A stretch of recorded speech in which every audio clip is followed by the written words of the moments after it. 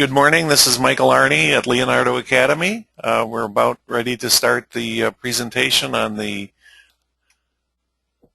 social section of the National Sustainable Agriculture Standard, LEO 4000. We'll wait just a few minutes after noon here Central Time. Before we get started, let everyone who plans to attend to dial in.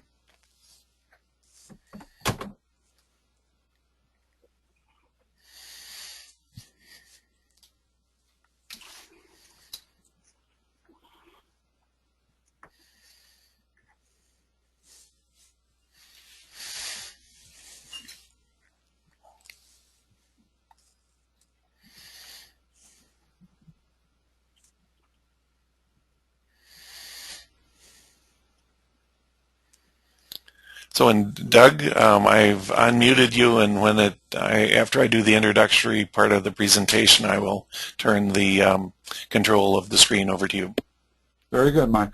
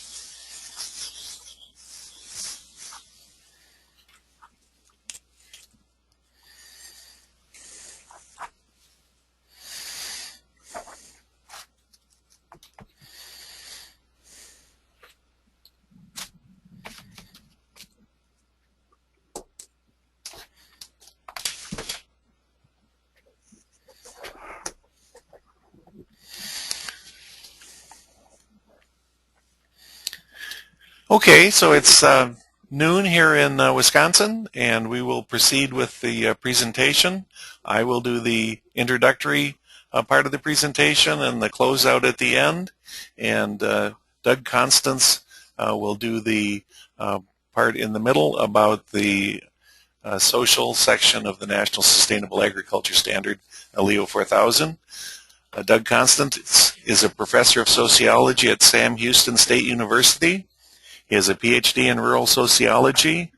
He's the co-chair of the social subcommittee for the LEO 4000 standard, and he's a member of the standard committee. As a professor, his research interests are the community implications of conventional food systems and their sustainable alternatives.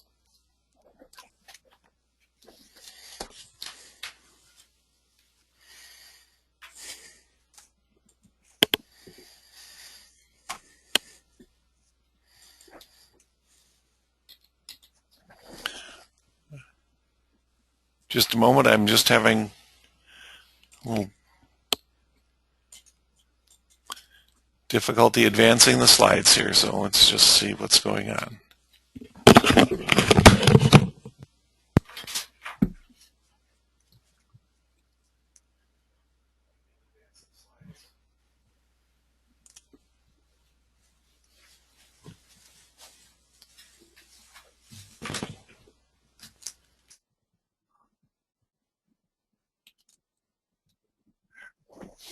There we go.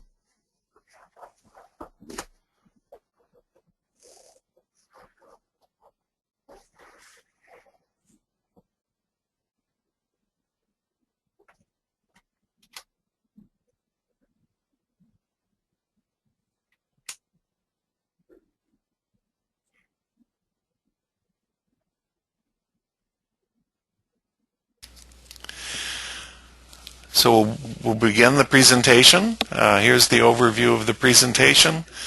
There's an introduction that I will do, and then Doug Constance will go over the social section of Leo 4000, including the objectives or impact areas, the criteria and indicators, and then we'll have a Q&A session at the end. So Leonardo Academy is a nonprofit founded in 1997, and we're dedicated to empowering the competitive market to advance sustainability by developing new sustainability strategies and voluntary standards like Leo 4000, and by helping participants and clients win using these strategies and standards and leading the way for others to follow. The process we've been using for developing Leo 4000 is the American National Standards Institute, or ANSI, process. The participants in the process include standard committee members, and we have members in several categories: producers, users, environmental, academic and government, and others. We have observers who are non-voting participants, and then they're commenters in the public comment process. Leo 4000 is the first comprehensive sustainable agriculture standard to be developed in the United States. And the strategy for the standard is to create clear and comprehensive guidance for sustainable agriculture that provides guidance for producers, metrics for measuring achievement, third-party verification of achievements, simplified sustainability reporting, clear communications up and down the supply chain from producers to consumers, and branding from consumer to producer levels. So the objective is to empower the marketplace to transform agriculture towards sustainability. To do this, we empower producers, make it easy for them to implement sustainability in their production and communicate that achievement, and to empower buyers to specify sustainability when they're making purchases, or use sustainability as a differentiator when making purchases. And in both situations, they can use the marketplace to increase sustainability in agriculture by their actions.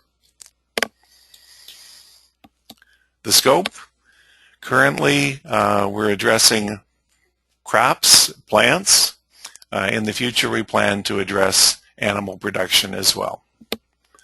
It's important to remember that the production covered by Leo 4000 includes both food crops and other crops, fiber being a good example.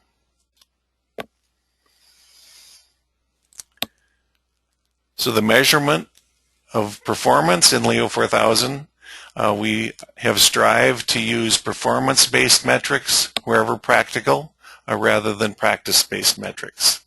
By focusing on achievement or performance, it lets everyone out there in the marketplace identify new and better ways to reach those achievements. The structure: there are 4 categories in Leo 4000. A general category that covers overarching issues for the standard: environmental, social, and economic. And today we're talking about the social section of the standard. In each category, we have several sort of levels of information. First is objective, or thing being addressed. Then criterion are a subset of that. Different features of that objective, and then indicators that indicate achievement relative to those criterion for that objective. And indicators can either be required or optional. The required indicators become prerequisites for the level of certification that they relate to. There are 4 levels of performance: bronze, silver, gold, and platinum. To earn each performance level, the producer must meet the requirements of all required indicators, or prerequisites, and then meet the requirements of a specific number of optional indicators. And these are optional actions. And the benefit of this approach for the user is by having many of the things that need to be done being optional items that are selected by the producer, they essentially can tailor the standard to their particular operation. They have to meet all the requirements, but beyond that, they can choose which indicators they achieve to meet the specified number for the level of performance that they're seeking to reach. So the producer sustainability plan is a central management tool for making plans for implementing and maintaining performance under the standard. And at this point, I will turn control of the slides over to Doug, and he will proceed. Just take me a minute here. Okay.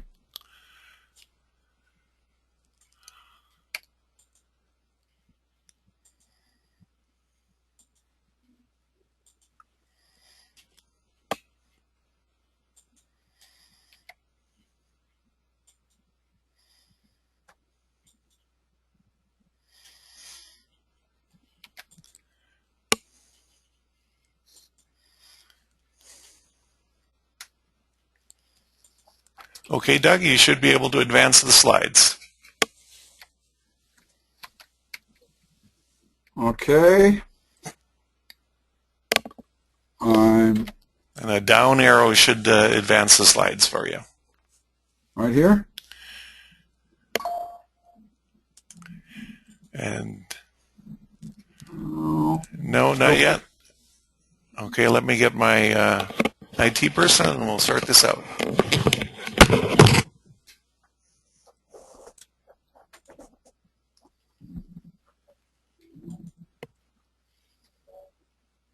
well, Michael figures out how to hand me the wand that advanced the slides. I'd like to thank Michael and Leo for the opportunity to be with you here today. The Social Sustainability Committee worked for several years putting this together.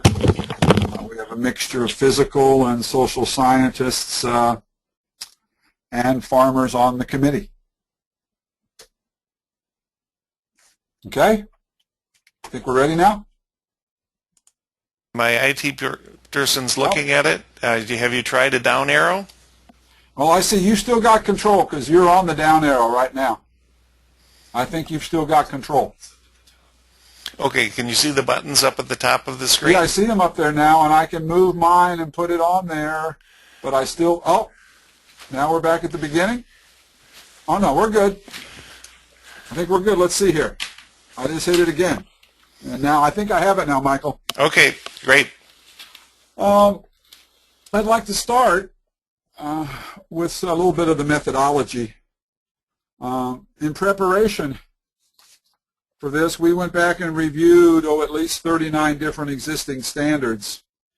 And, for example, Fair Trade USA, Rainforest Alliance, these are just some of the examples. The Roundtable on Sustainable Biofuels, International Labor Organization, Social Accountability International. These are just some of the more than 39 we went back and used as our literature, as our data in developing the standards. And we look for patterns in the data, and then we organize the objectives and criterion and indicators around those, and then expanded them where we thought was necessary, and where we sort of moved into the upper levels of gold and platinum to be more aspirational. Okay, so our task was, here we go, our original task actually included labor issues, community issues, consumer issues, and producer issues on the social side.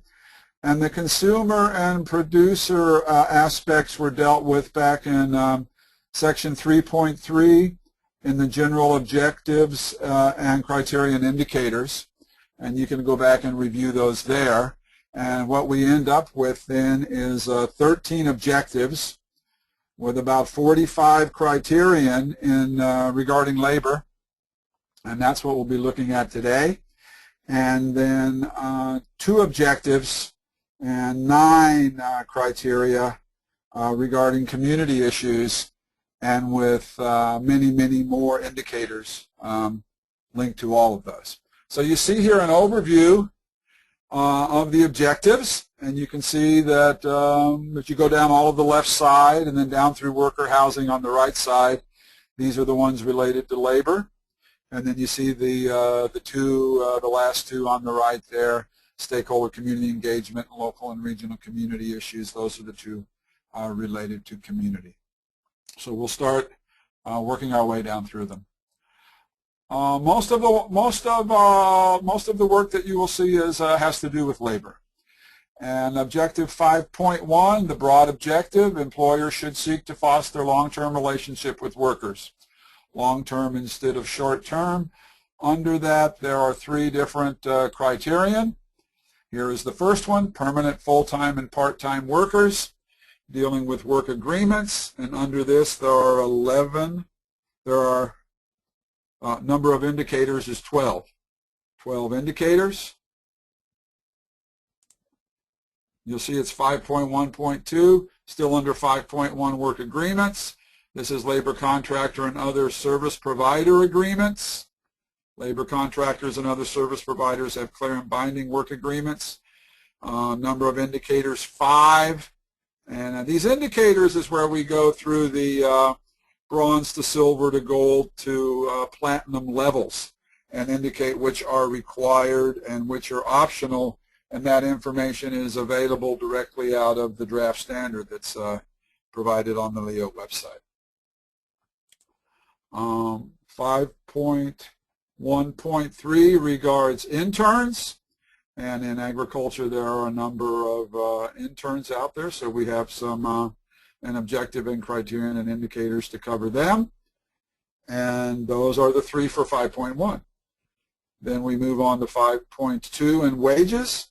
Wages have 7 different criterion. All workers should be dealt with fairly and honestly regarding their wages. Okay, the first criterion is minimum remuneration for hourly and wages and salaries, that they are at or above the legal minimum wage, with 7 indicators for this criterion. 5.2.2, minimum remuneration for piecework. So we have to deal with the piecework issue too. Number of indicators is 12, and piecework rates are at or above equivalent minimum wage. 5.2.3, the form and schedule of the payment of wages. Payment of wages or piece rate wages is in legal tender, and wages and piecework are paid at regular intervals and on time. And there are 5 indicators, once again, moving from required into optional and moving up from the bronze through the platinum levels. That is the consistent pattern. 5.2.4, that wage records and wage deductions. The producer ensures that workers receive written pay records and that all wage and salary deductions are explained. 5.2.5, seniority policy. There are 2 indicators under this criterion regarding workers' benefits for a seniority policy. 5.2.6, worker pay increases, that there's policy in place. Workers benefit from a policy of pay increases, and the number of indicators is 2. 5.2.7, merit-based. There's a policy regarding workers benefiting from a merit-based pay. Number of indicators is 2 for this criterion. Now we move to objective 5.3 regarding benefits, and there are 9 different criterion with many indicators under this objective. All workers should be dealt with fairly and honestly regarding benefits. The first one, 5.3.1, is workers' comp and disability. Workers should have access. Workers have access to workers' comp and disability programs. Number of indicators under this criterion is 3. Unemployment coverage and Social Security is 5.3.2. Workers have access to unemployment compensation programs and Social Security. You can see the number of indicators there is 4. Sick leave. Workers have access to time off for illness. 5.3.3, and the number of indicators is 6. 5.3.4, maternity leave. Workers have access to maternity leave with 7 indicators. 5.3.5, related to paternity leave, maternity leave, paternity leave, and family leave also. And workers have access to paternity and family leave with a number of indicators 5. And once again, you should look into the draft standard to see the specifics of these indicators and how the committee has, quote, tiered them out from required to optional and from bronze up through platinum. Objective 5.3.6, criterion 536 is the health insurance. Workers have access to health insurance. You can see here we have 15 indicators here. This took quite a bit of work to get. Criterion 5.3.7, pension and retirement fund. Workers have access to pensions and retirement fund, and there are 5 indicators that flesh out the details of that. 5.3.8, daycare for children. Workers have access to daycare for their children with 4 indicators. 5.3.9, leave and benefits for seasonal employees. Seasonal and or part-time employees have access to leave and benefits, and there are 3 indicators under in that criterion that explain it. Objective 5.4 is working hours. There are 5 different criterion under this objective. Expectations for working hours are clearly explained prior to employment, and all workers have sufficient time for non-work activities. 5.4.1, working hours. Working hours are aligned with regulations and industry standards, and the number of indicators are 5. 5.4.2, meal and other work breaks. The workers receive regular meal and work breaks with the number of indicators are 4 for this criterion in this objective. Criterion 5.4.3, overtime. Workers are paid overtime for work in excess of normal daily working hours. The number of indicators for this criterion is 5. 5.4.4, days off. Workers are guaranteed 24 hours of rest every 7 days with 2 indicators. And 5.4.5, which is the last criterion for this objective, workers have access to a paid vacation plan, and we explain that process with the 7 indicators under this criterion and objective. 5.5, Objective 5.5 deals with child labor. Any employment of children under the age of 16 should not jeopardize their access to education. An extra precaution should be taken to protect them from work that is likely to harm their health or safety. 5.5.1, child labor provisions. Child labor is prohibited, and the labor of workers who are minors above the legally allowed age is protected. And we have 8 indicators as we develop this objective and criterion. Objective 5.6 is voluntary labor. Forced or coerced labor is prohibited. 5.6.1 is voluntary labor provisions, and forced or coerced labor is prohibited, and we have 3 indicators. On to 5.7, non-discrimination in the workplace. Producer promotes a work environment free of any type of discrimination. 5.7.1, non-discrimination policies and procedures. Workers benefit from an established policy of non-discrimination and equal opportunity. And 5.7.2, equal pay for equal work. Workers receive equal pay for equal work, and the number of indicators is 4. 5.7.8 takes us to freedom of association. All workers have the right to establish and join organizations of their own choosing, to determine the rules of these organizations and to elect their representatives. Employers and workers' organizations respect voluntary and good faith collective bargaining. I'm wandering here. Freedom of association has one criterion. Workers are assured freedom of association and collective bargaining, and this is explained under the 10 indicators. Objective 5.9 is protection from violence and harassment. There's two criterion. The producers do not tolerate the use of physical punishment or threats of violence or other forms of physical, sexual, psychological, or verbal abuse in the workplace or work-related sites. 5.9.1, corporal punishment, mental or physical coercion, and physical or verbal abuse. Workers are protected from these kinds of abuse. And the number of indicators are 4. Objective 5.9, sexual abuse and sexual harassment. Workers are protected by policies and procedures that guard against sexual abuse and harassment. And there are 4 indicators under this criterion.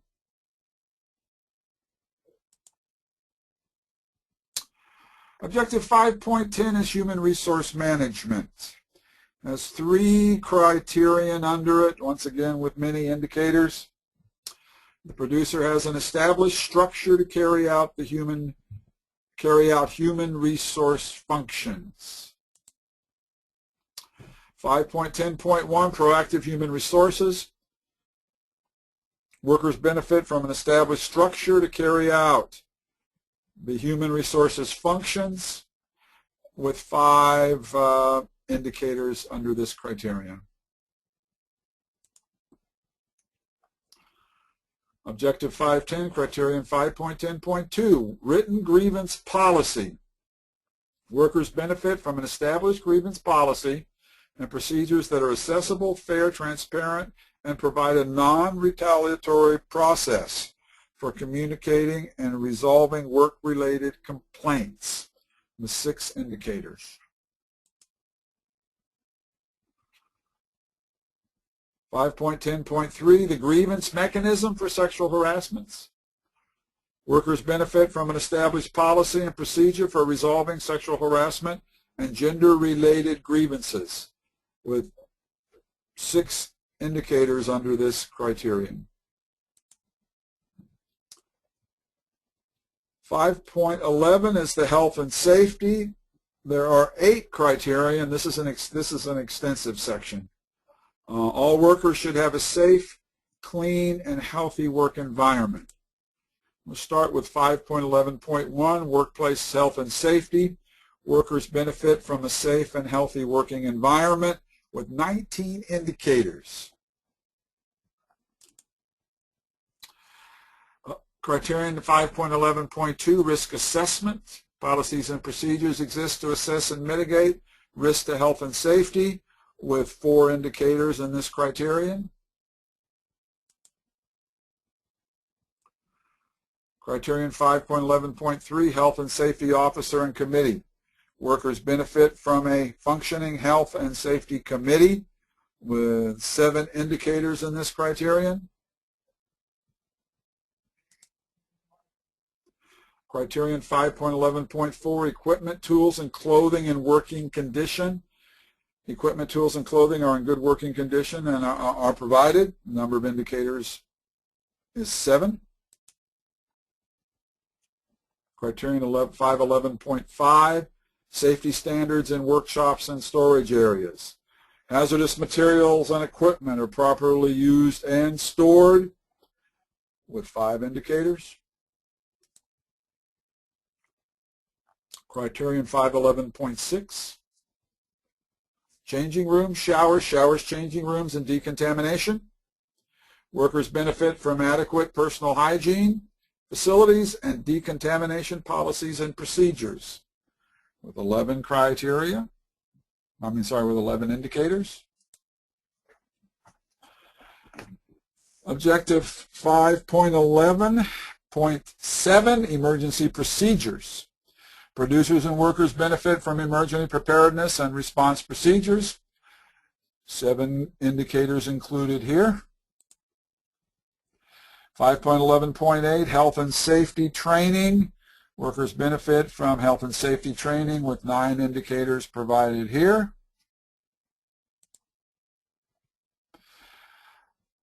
Objective 5.12 are the workplace conditions. There are 2 criterion under this. Objective, producer provides worker access to work-related training and professional development opportunities. The first criterion is general training. Workers benefit from general training regarding policies and procedures related to the operation. This criterion has 7 indicators included. And 5.12.2, professional development and continuing education. Workers benefit from opportunities for professional development and continuing education, and the number of indicators is 3. Now this is the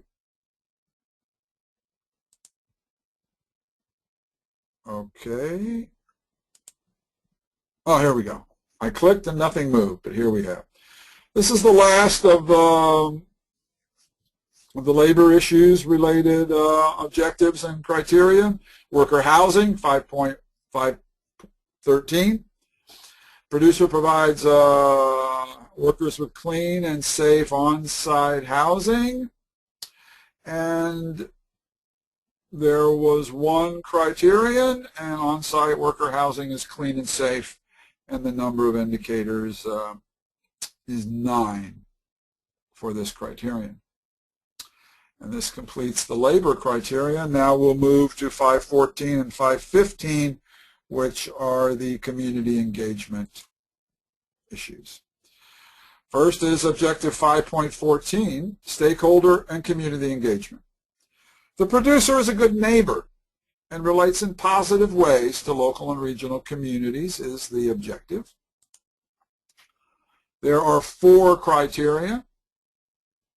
5.14.1, community engagement. Producer routinely engages the community regarding operational issues that intersect with community, environmental, economic, and social concerns, with 14 indicators listed under this criterion. 5.14.2, conflict resolution. The producer provides mechanisms to address community grievances and resolve conflicts, with 9 indicators in this criterion. 5.14.3, indigenous and customary rights. Producer respects and maintains indigenous and other customary rights, with 4 indicators.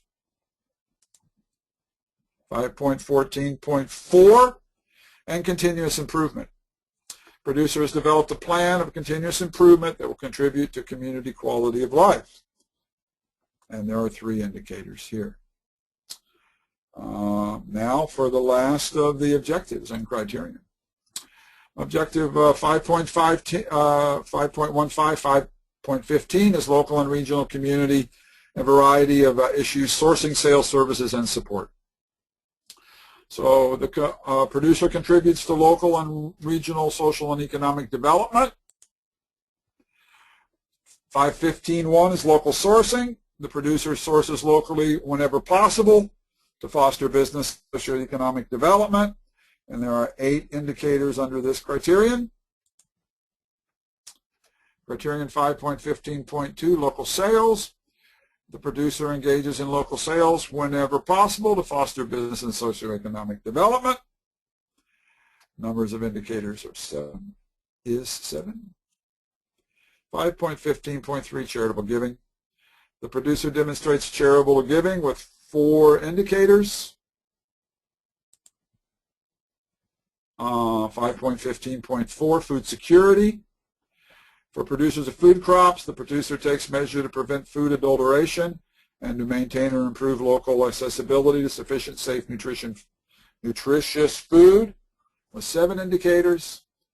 And the last one is genetic migration. The producer limits the possibility of genetic migration to neighbors and community resources with 5 indicators.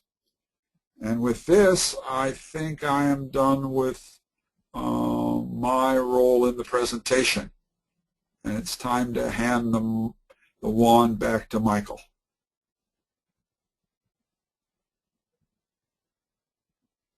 We'll do that transfer now, and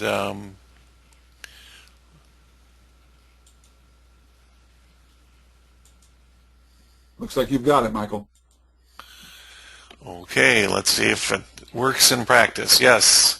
So we've now covered the objectives and criteria in the social section of Leo 4000. Thank you, Doug.